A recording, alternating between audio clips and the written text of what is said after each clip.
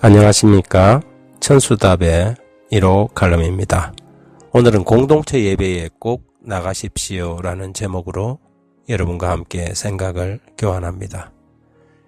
1호 칼럼은 좀 난처하지만 꼭 짚고 넘어가야 할 문제들을 다루는 면이 없지 않습니다. 그렇게 어떤 분들에게는 조금은 불편한 진실이 될 수 있을 것입니다. 그렇더라도 우리 공동체의 영적인 유익을 다루는 일이므로 부디 용납해 주시기를 부탁드립니다. 오늘은 현대인들의 빗나간 예배 인식에 대하여 좀 생각하고자 합니다. 오늘날 많은 사람들은 산업화와 현대화를 거치면서 상당히 독립주의와 개인주의로 기울어지는 경향이 있지요. 그러다 보니 홀로 예배나 인터넷 예배 등 함께 모이는 공동체 예배를 덩하니 하고 혼자 드리는 흔히 가나안 교인들이 늘어나는 형편입니다. 말씀 묵상과 큐티 등 다양한 인터넷 매체들을 통하여 영적인 정보를 공급받고 대신 성도의 교제와 나눔, 봉사와 헌신은 외면하는 것입니다. 그러나 이것은 좋은 현상이 아닙니다. 하나님의 뜻과 성경이 말하는 예배의 정신과도 일치하지 않지요. 매일 올려드리는 천수답의 새벽 묵상도 공동체 예배를 절대 대신해서도 대신할 수도 없습니다. 몇몇 사람이 모여서 드리는 큐티 예배로 안식일 예배를 대신하거나 인터넷 방송으로 예배를 드렸다고 생각하면 예배에 대한 착각을 하고 계신 것입니다.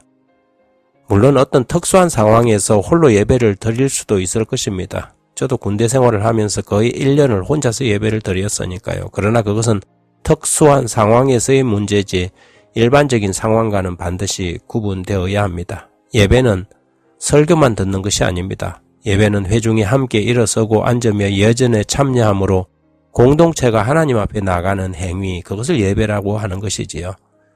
서로 다른 각자의 인격체들이 하나님의 약속 안에서 하나가 되어 자신을 온전히 구별하여 드리는 모든 과정이 예배이지, 인터넷에서 좋은 설교 한 편 듣고 혼자 기도한다고 예배가 다 이루어진 것은 아니라는 뜻입니다. 또한 공동체는 함께 모여서 서로 봉사하고 교제하며 연합하여 섬기는 일이 반드시 필요합니다. 천국은 결코 나홀로 천국이 아니지요. 사람이 싫고 지도자들의 모습이 싫고 교회에 어떤 사람이 싫어서 어울려서 함께 찬양하고 예배하는 것이 싫은 사람은 어쩌면 천국도 포기해야 할지 모릅니다. 천국은 늘 찬양과 예배가 이루어지는 곳이기 때문이지요. 히브리서 기자는 10장 25절에서 모이기를 패하는 어떤 사람들의 습관과 같이 하지 말고 오직 권하여 그날이 가까움을 볼수록 더욱 그리하자고 말합니다. 초대교회도 이미 그런 공중 예배를 회피하는 사람들이 있었나 봅니다. 기독교는 현실의 신앙입니다. 함께 부딪히고 어울리며 양보하고 이해하며 용납하는 모든 과정이 우리의 예배에 포함되는 것입니다. 물론 문제가 있는 사람들도 있을 수 있습니다. 그렇다고 문제 없는 사람은 누구입니까? 누구나 사랑과 배려가 필요한 연약한 존재들이 아닙니까? 그리스도인들이 친히 실천해야 할 구호와 봉사를 복지관이 대신하고, 문서 전도는 문서 전도사들이 대신하고, 말씀 전파하는 것은 목사들이 대신하고, 의료 선교를 요양원이 대신하고, 교회 공동체 예배를 인터넷이 대신하도록 만든 것이 하나님의 뜻은 아니지요. 그런 기관들과 사역자들도 반드시 있어야 하지만 그것들이 개인의 책임과 역할을 대신할 수는 결코 없습니다.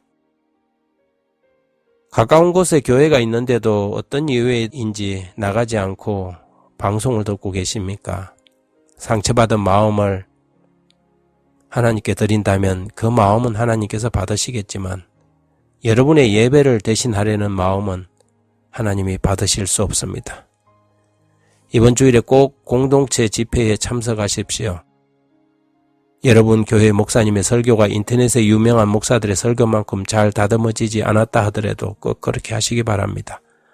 하나님의 성령은 초대교회가 날마다 모여 기도하며 떡을 떼던 그 자리에 임하셨습니다. 늘 기독교가 빗나갈 때는 현실을 외면하고 수도원으로 기도원으로 도망했습니다. 여러분은 지금 어디로 도망하고 계십니까? 모니터나 스크린 뒤에 숨어 있지는 않습니까? 공중예배에 나가시기 바랍니다. 주님께서 여러분을 초청하고 계십니다. 감사합니다.